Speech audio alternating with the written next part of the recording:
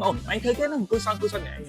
ពួកបងបាយមើលអាវីដេអូដែលយើងធ្វើការ promotion ទៅលើ laptop MSI Katana 17HX វា free keyboard MSI original JK 701 តម្លៃ$115ឥឡូវចិត្តអស់ហើយបងនៅសល់តែ5គ្រាប់ទៀតទេ mới cho ổn thì bọn mùi nó viên viên ấy kia nhớ bạn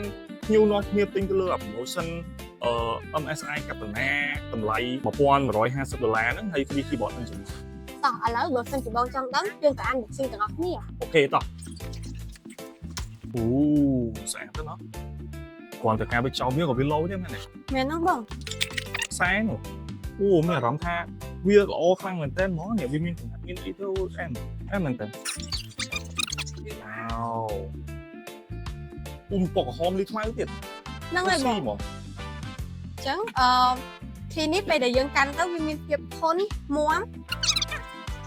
sáng tao nó xong bây giờ lấy viết đôi dạng minh nó để cho tớ ហ្នឹងហើយបង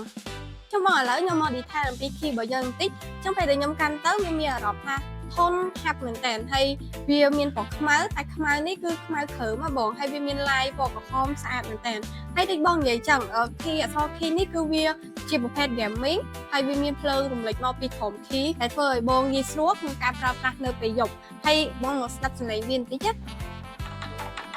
គឺព្រោះមែនតើចុះបងចង់បានអត់ trong bàn ta ổn hay cái thương mày đấy ចុះមកសិនជាបងប្អូនចង់បាន keyboard MSI original JK 701តម្លៃ$115បងប្អូនគ្រាន់តែទិញទៅលើ laptop MSI Katana 17X ដែលមានតម្លៃ$1,150ដែលយើងធ្វើការបញ្ចុះតម្លៃ$49ជូនបងប្អូនរួចរាល់បងប្អូននឹងទទួលបាន keyboard MSI original មួយនេះជូនទៅដល់បងប្អូនតែម្ដងចំនួនមានកំណត់ណាបងប្អូន keyboard យើងនៅសល់ត្រឹមតែ5គ្រឿងប៉ុណ្ណោះបើសិនជាបងប្អូនមកមុននឹងទទួលបានមុនមកក្រោយប្រយ័ត្នអស់ណាបងប្អូន